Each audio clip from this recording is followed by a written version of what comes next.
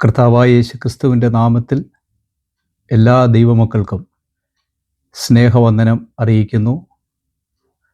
നമുക്കൊരുമിച്ച് ദൈവസന്നിധിയിലായിരിക്കുവാൻ ലഭിച്ച ഈ വിലപ്പെട്ട അവസരത്തിനായിട്ട് ദൈവത്തിന് സ്തോത്രം ചെയ്യുന്നു. നാം പാർക്കുന്ന ഇപ്പോഴത്തെ സാഹചര്യം വളരെ സംഘർഷഭരിതമായ സാഹചര്യങ്ങളിലൂടെയാണ് നമ്മളെല്ലാവരും കടന്നു പോകുന്നത്. എങ്കിലും അതിൻ്റെ മധ്യത്തിൽ നമുക്ക് ദൈവകൃപ അനുഭവിക്കുവാൻ കഴിയുന്നു എന്ന് പറയുന്നതാണ് ഏറ്റവും ശ്രേഷ്ഠമായിരിക്കുന്ന അവസ്ഥ. ഓരോ ദിവസവും അല്ലെങ്കിൽ ഓരോ നിമിഷങ്ങൾ കടന്നു പോകുന്നതും നമ്മളെ സംബന്ധിച്ച് വളരെ പ്രതിസന്ധി ഘട്ടങ്ങളിലൂടെയാണ് ഈ ദിനങ്ങൾ കടന്നു പോകുന്നത്. ഇതിൻ്റെ മധ്യത്തിൽ ദൈവമക്കളെല്ലാവരും ക്ഷേമമായും സൗഖ്യമായും ഇരിക്കുന്നത് ഓർത്ത് ദൈവത്തിന് സ്തോത്രം ചെയ്യുക. തുടർന്നും നാം പാർക്കുന്ന ഈ കുവൈറ്റ് രാജ്യത്തെ ഓർത്ത്, ഈ മിഡിൽ ഈസ്റ്റിലുള്ള മറ്റ് രാജ്യങ്ങളെ ഓർത്ത് ഒക്കെ നമ്മൾ പ്രാർത്ഥിക്കുമ്പോൾ തന്നെ ഈ യുദ്ധത്തിൻ്റെ കെടുതിയിലൂടെ കടന്നു പോകുന്ന രാജ്യത്തെയും ഓർത്ത് നമുക്ക് ദൈവസന്നിധിയിൽ പ്രാർത്ഥിക്കാം. എല്ലായിടത്തും അനേക ജനങ്ങൾ കഷ്ടങ്ങളിലൂടെ കടന്നു പോവുകയാണ്. അതുകൊണ്ട് നമുക്ക് ഒരു ദൈവവേദനെ സംബന്ധിച്ച് വലിയൊരു കടമയും ഉത്തരവാദിത്വവുമുണ്ട്, പ്രാർത്ഥിക്കുക എന്നുള്ളത്. യുദ്ധങ്ങളെ നിർത്തൽ ചെയ്യുവാൻ കഴിയുന്നത് നമ്മുടെ ദൈവത്തിന് മാത്രമേ ഉള്ളൂ. അതുകൊണ്ട് നമ്മുടെ പരിശ്രമങ്ങൾ കൊണ്ടോ മനുഷ്യൻ്റെ പരിശ്രമങ്ങൾ കൊണ്ടോ സാധ്യമല്ലാത്തത് ദൈവത്താൽ സാധ്യമായി തീരും എന്ന് വിശ്വസിച്ചുകൊണ്ട് നമുക്ക് ദൈവസന്നിധിയിൽ ആത്മാർത്ഥമായി ഈ ദിവസങ്ങളിൽ പ്രാർത്ഥിക്കുകയും ചെയ്യാം. ഇന്ന് നമുക്ക് ഒരുമിച്ച് ധ്യാനിക്കുവാനായിട്ട് ആഗ്രഹിക്കുന്ന വിഷയം, ദൈവം പ്രാർത്ഥന കേൾക്കാതിരിക്കുന്നതിനുള്ള കാരണങ്ങൾ. അതാണ് ഇന്ന് രാത്രിയിൽ അല്പമായി ചില നിമിഷങ്ങൾ ദൈവമക്കളുമായി ചിന്തിക്കുവാൻ ആഗ്രഹിക്കുന്നത്. എന്തുകൊണ്ടാണ് പലപ്പോഴും നമ്മുടെ പ്രാർത്ഥനകൾ ദൈവസന്നിധിയിൽ എത്താത്തത്? നമുക്ക് പ്രാർത്ഥന കേൾക്കുന്നില്ല എന്ന ചിന്ത പലപ്പോഴും നമ്മളെ ഭരിക്കാറുണ്ട്. ഇന്ന് രാത്രിയിൽ ആ വിഷയം വളരെ ചുരുക്കമായിട്ട് വളരെ വേഗത്തിൽ ദൈവവചനത്തിലൂടെ ചില ചിന്തകൾ ദൈവമക്കളുമായി പങ്കുവയ്ക്കുവാൻ ദൈവകൃപയിൽ ആശ്രയിക്കുകയാണ്. ഒന്നാമത്, നാം പ്രാർത്ഥിക്കുമ്പോൾ നമ്മുടെ പ്രാർത്ഥന നമ്മുടെ ദൈവം കേൾക്കുന്നു എന്ന ഒരു ധൈര്യം നമുക്കുണ്ടാകണം. പലപ്പോഴും നമ്മളുടെ പ്രാഗൽഭ്യം നഷ്ടപ്പെട്ടു പോകുന്ന പല കാര്യങ്ങൾ നമ്മുടെ മുമ്പിലുണ്ട്. ദൈവവചനം നമ്മളെ അത് വളരെ വ്യക്തമായിട്ട് ഓർമ്മിപ്പിക്കുന്നുണ്ട്. ഒരു പ്രാഗൽഭ്യത്തോടെ, വളരെ പ്രാഗൽഭ്യത്തോടെ നാം മക്കളാണെന്നും നാം പ്രാർത്ഥിക്കുന്നത് നമ്മുടെ സ്വർഗീയ പിതാവിനോടാണെന്നും സ്വർഗീയ പിതാവ് യേശുക്രിസ്തുവിൻ്റെ നാമത്തിൽ നമ്മൾ പ്രാർത്ഥിക്കുമ്പോൾ ആ പ്രാർത്ഥന കേട്ട് നമുക്ക് വേണ്ടി പ്രവർത്തിക്കും എന്നുള്ളത് നമ്മുടെ ഒരു ധൈര്യമാണ്. നമ്മുടെ ഉള്ളിൽ നമ്മുടെ കർത്താവ് നമുക്ക് പകർന്നു തന്നിരിക്കുന്ന ഒരു ധൈര്യമാണ്. ആ പ്രാഗൽഭ്യം നഷ്ടപ്പെട്ടു പോകുന്ന ചില സന്ദർഭങ്ങളിലൂടെ കടന്നു പോകുമ്പോൾ നമ്മുടെ പ്രാർത്ഥന ഒരു യാന്ത്രികമായി തീരുകയും ആ പ്രാർത്ഥനകൾക്ക് നമുക്ക് മറുപടി ലഭിക്കാതിരിക്കുകയും ചെയ്യുന്നത് പലപ്പോഴും നമുക്ക് അനുഭവമായി തീർന്നിട്ടുണ്ട്. ഒന്ന്, നാം തിരുവചനത്തിലേക്ക് കടന്നു വരുന്ന സമയത്ത് യാക്കോബിൻ്റെ ലേഖനം 1-ാം അധ്യായം അതിൻ്റെ 6ഉം 7ഉം വാക്യങ്ങൾ നമ്മൾ വായിക്കുമ്പോൾ അവിടെ പറയുന്ന ഒരു വിഷയം സംശയം എന്നുള്ളതാണ്. സംശയമുള്ളവരായി തീർന്നാൽ, സംശയത്തോടെ നമ്മൾ പ്രാർത്ഥിക്കുന്നുവെങ്കിൽ ആ പ്രാർത്ഥനകൾക്ക് വേണ്ടതുപോലെയുള്ള ഒരു ഉത്തരം നമുക്ക് ലഭിക്കുകയില്ല. നാം ആ തിരുവചന ഭാഗത്ത് ഇങ്ങനെയാണ് വായിക്കുന്നത്. വിശുദ്ധ യാക്കോബിൻ്റെ ലേഖനം 1-ാം അധ്യായം 6-ാമത്തെ വാക്യം നമ്മൾ വായിക്കുന്നത് ഇങ്ങനെയാണ്: സംശയിക്കുന്നവൻ കാറ്റടിച്ച് അലയുന്ന കടൽ തിരയ്ക്ക് സമൻ. ഇങ്ങനെയുള്ള മനുഷ്യൻ കർത്താവിങ്കിൽ നിന്ന് വല്ലതും ലഭിക്കുമെന്ന് നിരൂപിക്കരുത്. സംശയിക്കുന്ന ഒരു മനുഷ്യനെക്കുറിച്ച് പറയുകയാണ്, അവൻ കാറ്റടിച്ച് അലയുന്ന കടൽത്തിരയ്ക്ക് സമനാണെന്ന്. സംശയം കൂടാതെ പ്രാർത്ഥിക്കണമെന്ന് പറഞ്ഞിട്ടാണ് പറയുന്നത്.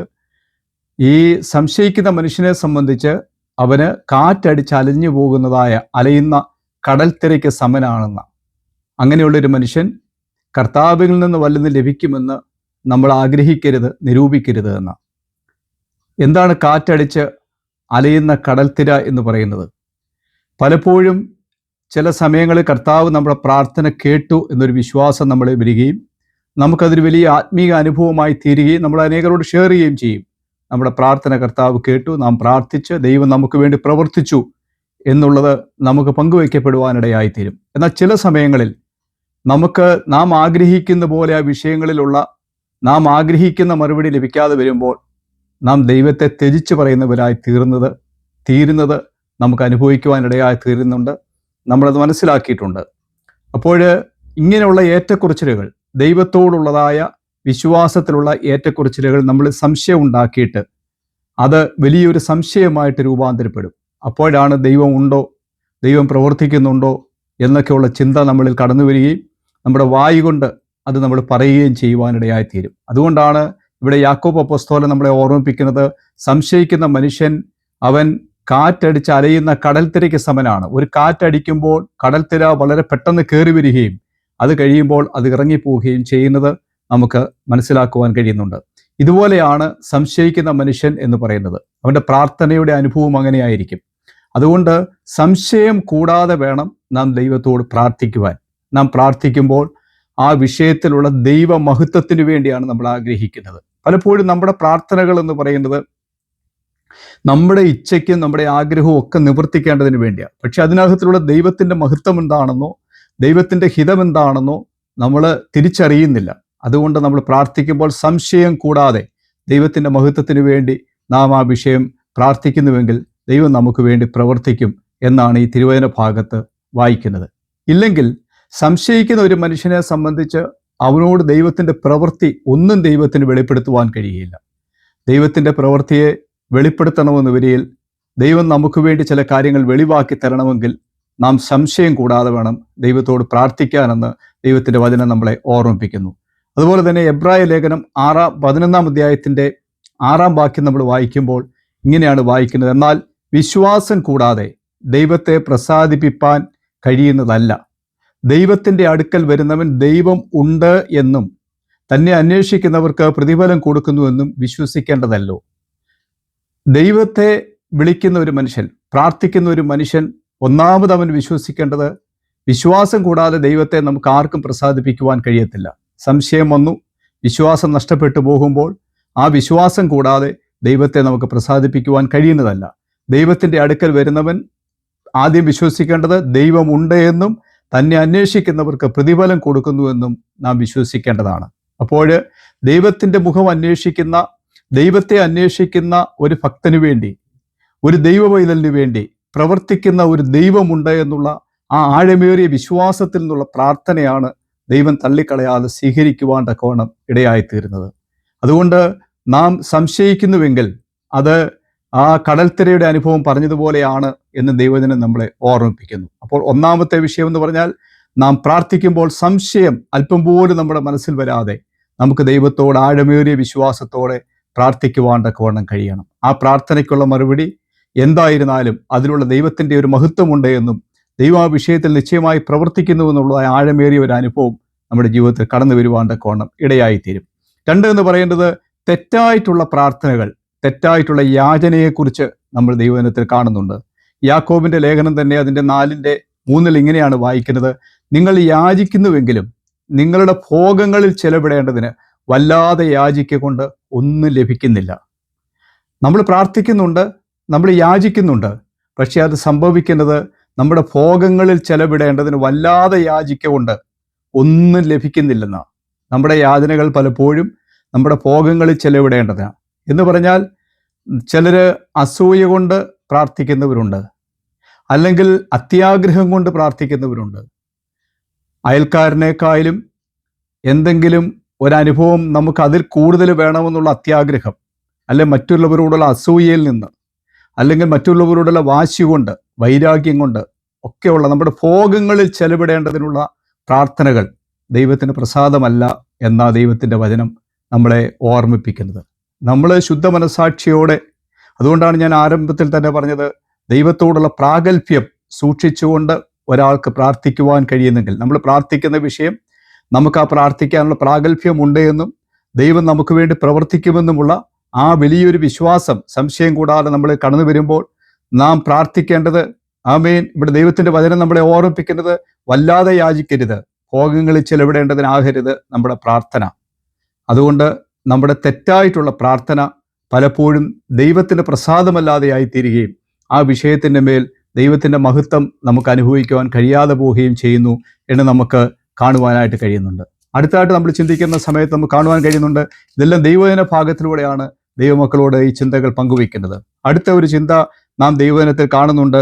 ഇങ്ങനെയാണ് നമ്മൾ കാണുന്നത്: ദരിദ്രന്മാരുടെ നിലവിളിക്ക് നമ്മുടെ ചെവി പൊത്തിക്കളഞ്ഞാൽ ദൈവം നമ്മുടെ പ്രാർത്ഥന കേൾക്കത്തില്ല എന്ന്. ദരിദ്രന്മാരുടെ നിലവിളി, ദരിദ്രന്മാരുടെ ആവശ്യങ്ങൾ, അവർ നമ്മളോടൊരു ആവശ്യം പറഞ്ഞാൽ അവരുടെ യാചനയ്ക്ക് നമ്മൾ ചെവി പൊത്തിക്കളഞ്ഞ് നമ്മൾ തിരിഞ്ഞു പോയി കഴിഞ്ഞാൽ, സാധുക്കളുടെ ആവശ്യങ്ങൾ നമ്മൾ പരിഗണിക്കാതെ അവരെ തിരസ്കരിച്ച് കടന്നുപോയാൽ, എളിയവരുടെ ശബ്ദത്തിന് നമ്മൾ കാത് കൊടുക്കാതെ ഇരുന്നാൽ, ഇവിടെ ദൈവത്തിൻ്റെ വചനം പറയുന്നു അങ്ങനെയുള്ള പ്രാർത്ഥന ദൈവത്തിന് വെറുപ്പാണെന്ന. സദൃശവാക്യങ്ങളുടെ പുസ്തകം 21 അധ്യായത്തിൻ്റെ 13 വാക്യം ഇങ്ങനെയാണ് നമ്മൾ വായിക്കുന്നത്: എളിയവൻ്റെ നിലവിളിക്ക് ചെവി പൊത്തിക്കളയുന്നവൻ താനും വിളിച്ചപേക്ഷിക്കും, ഉത്തരം ലഭിക്കുകയില്ല എന്ന. എളിയവൻ്റെ നിലവിളി, ആ നിലവിളിയുടെ മുമ്പിൽ നമ്മൾ ചെവി പൊത്തിക്കളഞ്ഞാൽ, ചെവി തിരിച്ചു കളഞ്ഞാൽ, അവിടെ സംഭവിക്കുന്നത് നമ്മളും വിളിച്ചപേക്ഷിക്കും, അപ്പോൾ ഉത്തരം ലഭിക്കത്തില്ലെന്ന. നമ്മുടെ പ്രാർത്ഥനകൾ തള്ളിക്കളയുവാൻ തക്കവണ്ണം ഇടയായിത്തീരും. നമ്മൾ ലൂക്കോസിൻ്റെ സുവിശേഷം നമ്മൾ വായിക്കുന്ന സമയത്ത് നമ്മളവിടെ കാണുന്നുണ്ട്, അതിൻ്റെ വിശുദ്ധ ലൂക്കോസിൻ്റെ സുവിശേഷം 16 അധ്യായത്തിൽ നമ്മൾ കാണുന്ന ഒരു ധനവാനായ ഒരു മനുഷ്യൻ്റെയും ഒരു ലാസറിൻ്റെ അനുഭവത്തിൽ നമുക്കവിടെ കാണുവാൻ കഴിയുന്നുണ്ട്. അതിൻ്റെ 16 അധ്യായത്തിൻ്റെ 19 മുതലുള്ള വാക്യങ്ങൾ വായിക്കുന്ന സമയത്ത് നമുക്കവിടെ കാണുവാൻ കഴിയും, ധനവാനായ ഒരു മനുഷ്യനുണ്ടായിരുന്നു. അവൻ ധൂമ്ര വസ്ത്രവും പട്ടും ധരിച്ച് ദിനംപ്രതി ആഡംബരത്തോടെ സുഖിച്ചുകൊണ്ടിരുന്നു. ലാസർ എന്ന പേരുള്ള ഒരു ദരിദ്രൻ വ്രണം നിറഞ്ഞവനായി അവൻ്റെ പടിപ്പുരയ്ക്കൽ കിടന്ന് ധനവാന്റെ മേശയിൽ നിന്ന് വീഴുന്നത് തിന്ന് വിശപ്പടക്കുവാൻ ആഗ്രഹിച്ചു. നായ്ക്കൾ വന്ന് അവൻ്റെ വ്രണം നക്കും. അവിടെ നമ്മൾ കാണുന്നത് എങ്ങനെയെങ്കിലും തൻ്റെ വിശപ്പ് നടക്കുവാൻ ആഗ്രഹിച്ചതായ ദരിദ്രനായ ലാസർ എന്ന് പറയുന്ന ഒരു മനുഷ്യനും ധനികനായ ഒരു മനുഷ്യനും ഇവിടെ നമ്മൾ കാണുവാൻ കഴിയുന്നുണ്ട്. ഈ ലാസർ എന്ന് പറയുന്ന ദരിദ്രനായ മനുഷ്യൻ്റെ ആവശ്യങ്ങളുടെ മധ്യത്തിൽ, അവൻ്റെ ആവശ്യം കണ്ടറിഞ്ഞ് പ്രവർത്തിക്കേണ്ടുന്ന ധനികനായ മനുഷ്യൻ അവിടെ ചെയ്യുന്നത്, ആ ആവശ്യങ്ങളുടെ മധ്യത്തിൽ അവൻ്റെ കണ്ണടച്ചു കളയുകയാണ്, അവൻ്റെ കാത് പൊത്തിക്കളയുകയാണ്. ആ സമയത്ത് അവൻ്റെ മേശയെങ്കിൽ നിന്ന് വീഴുന്നതായ അപ്പനുറുക്കുകൊണ്ട് വിശപ്പടക്കുവാൻ ആഗ്രഹിക്കുന്ന ദരിദ്രനായ ഒരു മനുഷ്യൻ. അതേ ദൈവത്തിൻ്റെ മക്കളെ, നമ്മുടെ ചുറ്റുപാടുകളിൽ നാം അവശേഷിക്കുന്നത് കൊണ്ട് തൃപ്തിപ്പെടുവാൻ ആഗ്രഹിക്കുന്ന എത്രയോ ജനവിഭാഗങ്ങൾ കിടക്കുന്നു. നമ്മുടെ അസ്ഥിയും നമ്മുടെ മാംസവുമായ നമ്മുടെ സഹജീവികളെ അവഗണിച്ച് ഒരു ദൈവഭക്തൻ എങ്ങനെ ജീവിക്കുവാൻ കഴിയും? നമുക്ക് ഉണ്ണുവാനും ഉടുക്കുവാനും ഉണ്ടെങ്കിൽ മതി എന്ന് ദൈവത്തിൻ്റെ വചനം നമ്മളെ ഉദ്ബോധിപ്പിക്കുമ്പോഴും അതിലധികമായി ദൈവം നമുക്ക് തന്ന് നമ്മളെ തൃപ്തിപ്പെടുത്തിയിട്ടുണ്ട്. അതിലധികമായി ദൈവം നമുക്കൊക്കെ തന്നിട്ടുണ്ട്. എന്നിട്ട് ഇന്നും നമ്മുടെ പ്രാർത്ഥനകളിൽ പലതും അവശേഷിക്കുന്നത്, ആദ്യം പറഞ്ഞതുപോലെ ഭോഗങ്ങളിൽ ചെലവിടേണ്ടതിന് വല്ലാതെ യാചിക്കുന്നത് കൊണ്ട് ആ പ്രാർത്ഥന ദൈവം തിരസ്കരിച്ച് കളയുന്നത് നമുക്ക് കാണുവാൻ കഴിയും. എങ്കിലും അത് നേടിയെടുക്കുന്നതിനുള്ള പരിശ്രമമാണെന്ന് മനുഷ്യന്റെ മനസ്സുകളിൽ നിറഞ്ഞുകൊണ്ടിരിക്കുന്നത് യാഥാർത്ഥ്യം നമ്മുടെ മുമ്പിലുണ്ട്. അതുകൊണ്ട് ദൈവശബ്ദത്തിന്റെ മുമ്പിലായിരിക്കുന്ന ദൈവത്തിന്റെ മക്കളെ, നമ്മൾ പ്രാർത്ഥിക്കുമ്പോൾ നമ്മളെ കൂടെ നിൽക്കുന്ന നമ്മുടെ സഹോദരന്റെ, എളിയവരുടെ, നിലവിളിയുടെ ശബ്ദത്തിങ്കൽ നമ്മുടെ കാതുകൾ പൊത്തിക്കളയരുത്. ഇവിടെ ദൈവജനം നമ്മളെ അതാണ് ഓർമ്മിപ്പിക്കുന്നത്. അവസാനം നമ്മുടെ ഈ ധനികനായ മനുഷ്യൻ്റെയും ലാസറിൻ്റെയും അനുഭവത്തിൽ അവിടെ വിശുദ്ധ ലൂക്കോസ് സുവിശേഷം 16 അധ്യായം 19 മുതൽ 31 വരെയുള്ള വാക്യങ്ങൾ വായിക്കുമ്പോൾ നമ്മൾ പിന്നെ കാണുന്നുണ്ട്, പിന്നീട് ഈ ധനികനായ മനുഷ്യൻ ദൈവത്തോടൊരാവശ്യം പറയുന്നുണ്ട്. ലാസറിനെ ഇങ്ങോട്ട് വിട്ട് അവൻ്റെ വിരൽ തുമ്പ് കൊണ്ട് ഒരു തുള്ളി വെള്ളം എൻ്റെ നാവിനെ ഒന്ന് തൊടിയിക്കണമേ എന്ന്. ആ പ്രാർത്ഥന തിരസ്കരിച്ച് കളയുന്നത് നമുക്ക് കാണുവാൻ കഴിയുന്നുണ്ട്. ആ പ്രാർത്ഥനയെ ദൈവം തിരസ്കരിച്ച് കളയുന്നുണ്ട്. അവൻ്റെ പ്രാർത്ഥന കേൾക്കാതെ പോകുന്നുണ്ട്. ചെറിയ അനുഭവങ്ങൾ, പാഠങ്ങളൊക്കെ വേദപുസ്തകത്തിൽ വളരെ വ്യക്തമായി നമുക്ക് ബുദ്ധി ഉപദേശത്തിനായിട്ട് നൽകിയിട്ടുണ്ട്. ആകയാൽ എന്നെ കേൾക്കുന്ന ദൈവത്തിൻ്റെ മക്കളെ, അല്പകാലമുള്ള ജീവിതചക്രം വളരെ പെട്ടെന്ന് അവസാനിക്കുന്ന ഒരു മനുഷ്യ പ്രകൃതമാണ് നമുക്കുള്ളത്. നമുക്കൊന്നുകൊണ്ടും പ്രശംസിക്കാനില്ല, ഒന്നുകൊണ്ടും പേഴുവാനില്ല. നമുക്ക് ലഭിച്ചിരിക്കുന്ന ദൈവകൃപ, നാം അനുഭവിക്കുന്ന നന്മകളൊക്കെ നമ്മുടേത് എന്ന് നാം ചിന്തിച്ചു പോകും. എന്നാൽ അതിലപ്പുറമായി ദൈവത്തിൻ്റെ മഹാദാനമെന്നോർത്ത് സഹജീവികളോട് കരുണയുള്ളവരായിരിക്കണമെന്ന് വിശുദ്ധ വേദപുസ്തകം അടിവരയിട്ട് വളരെ നമുക്ക് ബുദ്ധി ഉപദേശിക്കുകയാണ്. രക്ഷിക്കപ്പെട്ട ദൈവമക്കൾ പോലും ആ ഒരു ദർശനത്തിൽ മങ്ങൽ ഏൽക്കുന്നത് പലപ്പോഴും നമുക്ക് സങ്കടം ഉളവാക്കുന്ന കാര്യങ്ങളാണ്. ഹല്ലേലൂയ, സ്തോത്രം. നമ്മുടെ സുവിശേഷം മറ്റുള്ളവരുടെ കഷ്ടത്തിനും ദാരിദ്ര്യത്തിനുമായി തീരരുത് എന്ന് ദൈവത്തിൻ്റെ വചനം നമ്മളെ ഓർമ്മിപ്പിക്കുകയാണ്. ആകയാൽ ഇന്ന് രാത്രിയിൽ ഈ ദൈവശബ്ദം നമുക്ക് വലിയ ചില ചിന്തകളിലേക്ക് കൊണ്ടുപോകാൻ തക്കവണ്ണം ഇടയായിത്തീരട്ടെ. മറ്റൊന്ന് ഉള്ളത് കപടഭക്തി എന്ന് പറയുന്നത്. നമ്മുടെ പ്രാർത്ഥനകൾക്ക് തടസ്സമായി നിൽക്കുന്ന ഒന്നാണ് കപടഭക്തി എന്ന് പറയുന്നത്. ദൈവത്തിന് ഒട്ടും പ്രസാദിക്കുവാൻ കഴിയാത്ത ഒരു കാര്യമാണ് മനുഷ്യന്റെ കപടഭക്തി. വിശുദ്ധ മത്തായിയുടെ സുവിശേഷം അതിൻ്റെ 6-ാം അധ്യായം നമ്മൾ വായിക്കുമ്പോൾ നമുക്കവിടെ കാണുവാൻ കഴിയുന്നുണ്ട്. അവിടെ കർത്താവ് പറയുന്ന ഒരു ഭാഗമുണ്ട്. 6-ാം അധ്യായത്തിൻ്റെ 16 മുതൽ 18 വരെയുള്ള വാക്യങ്ങളിൽ വായിക്കുന്നുണ്ട്. ഉപവസിക്കുമ്പോൾ നിങ്ങൾ കപടഭക്തിക്കാരെ പോലെ വാടിയ മുഖം കാണിക്കരുത്. അവർ ഉപവസിക്കുന്നത് മനുഷ്യർക്ക് വിളങ്ങേണ്ടതിന് മുഖം വിരൂപമാക്കുന്നു. കപടഭക്തിക്കാർ മനുഷ്യർക്ക് വിളങ്ങേണ്ടതിന് മുഖം വിരൂപമാക്കുക. അതേസമയത്ത് എണ്ണ തേച്ച് മുഖം കഴുകണമെന്ന്, അല്ലെങ്കിൽ തലയിൽ എണ്ണ തേച്ച് കുളിക്കണമെന്ന് ഒക്കെ നമുക്കറിയാം. കാരണം എന്താണെന്ന് ചോദിച്ചു കഴിഞ്ഞാൽ, നാം മുഖം കഴുകി എണ്ണ തേച്ച് മുഖം കഴുകി നമ്മൾ ആയിത്തീരുമ്പോൾ നമ്മൾ ഉപവസിക്കുന്നവരാണോ എന്നുള്ള ക്ഷീണങ്ങളൊന്നും പുറത്തേക്ക് കാണുകയില്ല. എന്നാൽ കപടഭക്തിക്കാരെ സംബന്ധിച്ച് പറഞ്ഞു കഴിഞ്ഞാൽ, അവർ ഉപവസിക്കുന്നു എന്നുള്ളത് മറ്റുള്ളവരോട് പ്രസിദ്ധമാക്കിയില്ലെങ്കിൽ അവരുടെ ഉപവാസം കൊണ്ട് അവർക്ക് തൃപ്തിയാവുകയില്ല. ആ കപടഭക്തിയെ ദൈവം വളരെ ശക്തമായിട്ട് ശാസിക്കുകയാണ്. ഒരു വെണ്മ വസ്ത്രം ധരിച്ചതുകൊണ്ട് അവൻ ദൈവവേദലായി തീരുന്നില്ല. അല്ലെങ്കിൽ സമൂഹത്തിൽ ഇന്ന് നാം കാണുന്ന എന്തെങ്കിലുമൊക്കെ കാര്യങ്ങൾ ചെയ്തതുകൊണ്ട് ദൈവത്തിനത് പ്രസാദമായി തീരുമെന്ന് വേദപുസ്തകം നമ്മളെ ബുദ്ധി ഉപദേശിക്കുന്നില്ല. നമ്മൾ ദൈവത്തിൻ്റെ വചനം അനുസരിക്കുമ്പോൾ തന്നെ കപടഭക്തി എന്ന് പറയുന്നതിനെ ദൈവം വളരെ ശക്തമായിട്ട് ശാസിക്കുന്ന ഒരു കാര്യമാണ്. നാം എങ്ങനെയായിരിക്കുന്നുവോ, ഒരു യഥാർത്ഥ മനുഷ്യൻ എങ്ങനെയായിരിക്കുന്നുവോ അങ്ങനെ ആയിരിക്കുവാനാ ദൈവം നമ്മളെക്കുറിച്ച് ആഗ്രഹിക്കുന്നത്. എന്നാൽ നമ്മുടെ ഉള്ളിലെ മനുഷ്യനെയാണ് സ്വർഗത്തിലെ ദൈവം നോക്കുന്നത് എന്ന് നമ്മൾ ഈ തിരുവചന ഭാഗത്ത് നമുക്ക് കാണുന്നുണ്ട്. നീ ഉപവസിക്കുമ്പോൾ നിന്റെ ഉപവാസം മനുഷ്യർക്കല്ല, രഹസ്യത്തിലുള്ള നിന്റെ പിതാവിന് വിളങ്ങേണ്ടതിന്. തലയിൽ എണ്ണ തേച്ച് മുഖം കഴുകുക, രഹസ്യത്തിൽ കാണുന്ന നിന്റെ പിതാവ് നിനക്ക് പ്രതിഫലം നൽകുമെന്ന. അതാണ് രഹസ്യത്തിൽ കാണുന്ന സ്വർഗീയ പിതാവാണ് യഥാർത്ഥത്തിൽ നമ്മളെ കാണേണ്ടത്.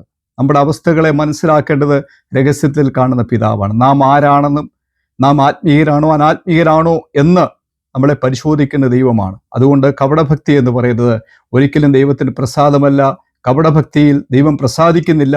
അവിടെ നമ്മുടെ പ്രാർത്ഥനകൾ തിരസ്കരിക്കപ്പെടുന്നു എന്ന് നമുക്ക് തിരുവചനത്തിൽ കാണുന്നുണ്ട്. രഹസ്യത്തിൽ കാണുന്ന സ്വർഗീയ പിതാവ് നമുക്ക് മറുപടി നൽകണമെന്ന് വരിയിൽ നാം ദൈവസന്നിധിയിൽ നിഷ്കളങ്കരായി നിന്നുകൊണ്ട് ഹല്ലേലൂയ ദൈവസന്നിധിയിൽ നിൽക്കുന്നുവെങ്കിൽ മാത്രമേ ദൈവത്തിൻ്റെ മഹത്വം ആ വിഷയത്തിൽ പ്രവർത്തിക്കുവാൻ തക്കോണം ഇടയായിത്തീരൂ എന്ന് ദൈവത്തിൻ്റെ വചനം നമുക്ക് ബുദ്ധി ഉപദേശിച്ചിരുന്നു. അടുത്തായിട്ട് നമുക്ക് കാണുന്നുണ്ട്, ദൈവവചനം അനുസരിക്കാതെ ഇരുന്നു കഴിഞ്ഞാൽ, ദൈവത്തിൻ്റെ വചനത്തെ നമ്മൾ മറന്ന് ജീവിക്കുവാൻ ശ്രമിച്ചാൽ നമ്മുടെ പ്രാർത്ഥനകൾ തിരസ്കരിക്കപ്പെടുമെന്നതിന് യാതൊരു സംശയവുമില്ല. നമ്മൾ സദൃശവാക്യങ്ങളുടെ പുസ്തകത്തിൽ നമുക്ക് കാണുവാൻ കഴിയുന്നുണ്ട്. സദൃശവാക്യങ്ങളുടെ പുസ്തകം 28-ന്റെ 29 നമ്മൾ ഇങ്ങനെയാണ് വായിക്കുന്നത്: ന്യായപ്രമാണം കേൾക്കാതെ ചെവി തിരിച്ചു കളഞ്ഞാൽ അവൻ്റെ പ്രാർത്ഥനയും വെറുപ്പാകുന്നുവെന്ന. ന്യായപ്രമാണം കേൾക്കാതെ, ദൈവത്തിൻ്റെ ആലോചന കേൾക്കാതെ നമ്മൾ ചെവി തിരിച്ചു കളഞ്ഞാൽ അവൻ്റെ പ്രാർത്ഥന ദൈവത്തിന് വെറുപ്പാകുന്നുവെന്ന ദൈവത്തിൻ്റെ മക്കളെ ദൈവത്തിൻ്റെ വചനം നമ്മളെ ഓർമ്മിപ്പിക്കുന്നത്. ഇപ്പോൾ നമ്മളൊന്ന് മനസ്സിലാക്കി നോക്കിക്കേ, നമുക്ക് എഴുതപ്പെട്ട് നമ്മുടെ ബുക്കുകളിൽ വായിച്ച് തീർക്കുന്ന പ്രാർത്ഥനകൾ പലപ്പോഴും നമ്മൾ ഉരുവിട്ടിട്ടുണ്ട്. പലപ്പോഴും നമ്മുടെ ഹൃദയത്തിൽ നിന്നുള്ള പ്രാർത്ഥനയ്ക്കപ്പുറമായിട്ട് നാം മനഃപ്പാഠമാക്കിയ ചില പ്രാർത്ഥനകൾ ഏറ്റുചൊല്ലുമ്പോൾ ദൈവത്തിൻ്റെ വചനം നമുക്ക് ബുദ്ധി ഉപദേശിച്ചു തരികയാണ്. ആമേൻ, ഹല്ലേലൂയ. ദൈവവചനം അനുസരിക്കാതെ ദൈവത്തിൻ്റെ എത്രയോ വർഷങ്ങളായി നാളുകളായി കേൾക്കപ്പെടുന്ന ദൈവത്തിൻ്റെ വചനമുണ്ട്, ദൈവിക ആലോചനകളുണ്ട്. അതിനെ പുറകിൽ എറിഞ്ഞു കളഞ്ഞിട്ട് നമ്മൾ പ്രാർത്ഥിച്ചാൽ ദൈവത്തിന് നമ്മുടെ പ്രാർത്ഥന വെറുപ്പാകുന്നുവെന്ന ദൈവത്തിൻ്റെ വചനം നമ്മളെ ഓർമ്മിപ്പിക്കുന്നത്. ഹല്ലേലൂയ. ഈ നല്ല സ്നേഹിതൻ്റെ, ഈ നല്ല ശമരിയക്കാരുടെ വാക്കുകളെ മറന്നു ജീവിക്കുവാൻ തക്കവണ്ണം ഒരു ദൈവപൈതലിനും ഇടയായി തീരരുത് എന്ന് ദൈവത്തിൻ്റെ വചനം നമ്മളെ വളരെ ശക്തമായിട്ട് ഓർമ്മിപ്പിക്കുക. സക്കറിയ പ്രവാചന പുസ്തകത്തിൽ നമ്മൾ വായിക്കുമ്പോൾ അതിൻ്റെ 7-ാം അധ്യായത്തിൻ്റെ 13-ാമത്തെ വാക്യം ഞാനിവിടെ വായിക്കുകയാണ്. 7-ാം അധ്യായത്തിൻ്റെ 13-ാമത്തെ വാക്യത്തിൽ ഇങ്ങനെയാണ് വായിക്കുന്നത്: ആകയാൽ ഞാൻ വിളിച്ചിട്ടും അവർ കേൾക്കാതിരുന്നതുപോലെ തന്നെ അവർ നിലവിളിക്കും, ഞാനും കേൾക്കുകയില്ലാതാനും. ഞാൻ വിളിച്ചിട്ട് അവർ കേട്ടില്ല, അപ്പോൾ എന്ത് സംഭവിക്കുന്നു? അവരും വിളിക്കും, ഞാൻ കേൾക്കുകയില്ല എന്ന കർത്താവ് നമ്മളോട് ഈ വചനത്തിലൂടെ നമുക്ക് ബുദ്ധി ഉപദേശിച്ചിരുന്നേ. അതിൻ്റെ 7-ാം അധ്യായത്തിൻ്റെ 13-ാമത്തെ വാക്യമാണ് ഞാൻ വായിച്ചത്. എന്നാൽ അതിൻ്റെ 11 വാക്യം ഇങ്ങനെയാണ് വായിക്കുന്നത്: എന്നാൽ ചെവി കൊടുപ്പാൻ അവർക്ക് മനസ്സില്ലായിരുന്നു. അവർ ദുശാഠ്യം കാണിക്കുകയും കേൾക്കാതവണ്ണം ചെവി പൊത്തിക്കളയുകയും ചെയ്തു. അവർ ന്യായപ്രമാണവും സൈന്യങ്ങളുടെ യഹോവ തൻ്റെ ആത്മാവിനാൽ പണ്ടത്തെ പ്രവാചകന്മാർ മുഖാന്തരം അയച്ച വചനങ്ങളും കേട്ടനുസരിക്കാതെ വണ്ണം ഹൃദയങ്ങളെ വജ്രം പോലെ കടുപ്പമാക്കി. അങ്ങനെ സൈന്യങ്ങളുടെ യഹോവയിങ്കിൽ നിന്ന് ഒരു മഹാകോപം വന്നുവെന്ന നമ്മുടെ ഹൃദയങ്ങളെ അങ്ങ് കടുപ്പമാക്കുക, വജ്രം പോലെ കടുപ്പമാക്കുകയാണ്. നമ്മൾ ദൈവത്തിൽ വായിക്കുന്നത് പോലെ ഫറവോൻ തൻ്റെ ഹൃദയത്തെ കഠിനമാക്കി എന്ന് വചനത്തിൽ വായിക്കുന്നു. പിന്നീട് നമ്മൾ വായിക്കുന്നുണ്ട് ദൈവം തന്നെ ഫറവോന്റെ ഹൃദയത്തെ കഠിനമാക്കി കളഞ്ഞുവെന്ന്. അതേ ദൈവത്തിൻ്റെ മക്കളെ, ദൈവ ശബ്ദം കേൾക്കുമ്പോൾ ദൈവിക ആലോചനകൾ നമ്മൾ പ്രാപിക്കേണ്ടതിന് പകരം, അതിൻ്റെ മുകളിൽ താഴ്ത്തി സമർപ്പിച്ചു കൊടുക്കേണ്ടതിന് പകരം നമ്മൾ അതിനോട് മറുതലിക്കുന്നവരായി തീർന്നാൽ, ദൈവശബ്ദത്തോട് നമ്മൾ മറുതലിച്ചാൽ ദൈവത്തിന്റെ വചനം നമ്മളെ ബുദ്ധി ഉപദേശിച്ചു തരുന്നു. ആകയാൽ ഞാൻ വിളിച്ചിട്ട് അവർ കേൾക്കാതിരുന്നത് പോലെ തന്നെ അവർ നിലവിളിക്കും, ഞാൻ കേൾക്കയില്ലാതാനും എന്ന് ദൈവത്തിന്റെ വചനം നമ്മളെ ബുദ്ധി ഉപദേശിക്കുന്നു. അതുകൊണ്ട് ഇന്ന് രാത്രിയിൽ നമ്മുടെ പ്രാർത്ഥന തിരസ്കരിച്ച് കളയുന്ന ഒരു ദൈവമല്ല, ആ പ്രാർത്ഥനകൾ കേൾക്കുന്ന ഒരു ദൈവമുണ്ട്, നമുക്ക് വേണ്ടി പ്രവർത്തിക്കുന്ന ഒരു ദൈവമുണ്ട്. ഹല്ലേലൂയ. നമുക്ക് ദൈവവചനങ്ങളൊന്ന് ഏൽപ്പിച്ചു കൊടുക്കുവാൻ തക്കവണ്ണം നമ്മുടെ ആയിത്തീരട്ടെ. ദൈവവചനം അനുസരിക്കുന്നവരായി തീരാം, കർത്താവിന്റെ വചനങ്ങളെ കൈക്കൊള്ളുന്നവരായി തീരാം, അവന്റെ പാതകളെ പിന്തുടരുവാൻ ദൈവത്തിന്റെ പരിശുദ്ധാത്മാവ് ഇന്ന് രാത്രിയിൽ നമുക്ക് ബുദ്ധി ഉപദേശിച്ച് നൽകുകയാണ്. മറ്റൊരു വിഷയം നമ്മുടെ ദൈവവചനത്തിൽ കാണുന്നത്, ദൈവത്തിന് ഏറ്റവും നമ്മളെ വെറുത്ത് കളയുന്നത് ആ ഒരു കാര്യമുണ്ട്, അത് നിഗളം എന്ന് പറയുന്നതാണ്. സ്തോത്രം. അത് നമ്മൾ ഇങ്ങനെ രണ്ട് ഭാഗങ്ങളിൽ ഒരുപോലെ പറയുന്നതായ ഒരു ദൈവവചന ഭാഗമുണ്ട്. യാക്കോബിന്റെ ലേഖനം 4-ാം അധ്യായം 6-ാം വാക്യം ഇങ്ങനെ നമ്മൾ വായിക്കുന്നുണ്ട്, ദൈവം നിഗളികളോട് എതിർത്ത് നിൽക്കുകയും താഴ്മയുള്ളവർക്ക് കൃപ നൽകുകയും ചെയ്യുന്നുവെന്ന. അതിൻ്റെ 1 പത്രോസിന്റെ ലേഖനം 5-ാം അധ്യായത്തിന്റെ 5-ാം വാക്യവും നമ്മളിങ്ങനെയാണ് വായിക്കുന്നത്, ദൈവം നിഗളികളോട് എതിർത്ത് നിൽക്കുന്നു, താഴ്മയുള്ളവർക്ക് കൃപ നൽകുന്നുവെന്ന. ദൈവം എതിർത്ത് നിൽക്കുന്ന ഒരു കാര്യമാണ് നിഗളം എന്ന് പറയുന്നത്. ഹല്ലേലൂയ. നാം എന്തോ ആണ്, നമുക്കെന്തോ ഉണ്ട്, നമുക്ക് കുടുംബം മഹിമയുണ്ട്, നമുക്ക് പാരമ്പര്യമുണ്ട്, എന്തെല്ലാം നിഗളങ്ങൾ അറിഞ്ഞോ അറിയാതെയോ ഒരു മനുഷ്യനെ ഭരിക്കുന്നുണ്ട്. എന്നാൽ ദൈവത്തിന്റെ പൈതലെ, ദൈവശബ്ദം നമുക്ക് വളരെ ഇമ്പമായി നമ്മോട് സംസാരിക്കുകയാണ്. ഹല്ലേലൂയ. ദൈവത്തിന് ഏറ്റവും വെറുപ്പുണ്ടാക്കുന്ന ഒരു കാര്യമാണ് ഓരോരുത്തരുടെയും ഉള്ളിൽ ഒളിഞ്ഞിരിക്കുന്നതായ നിഗളഭാവം എന്ന് പറയുന്നത്. ഹല്ലേലൂയ. സ്തോത്രം. ദൈവത്തിന്റെ വചനം ആ പത്രോസിന്റെ ലേഖനത്തിൽ തുടർന്ന് നമ്മൾ വായിക്കുമ്പോൾ കാണുന്നുണ്ട്. ഹല്ലേലൂയ.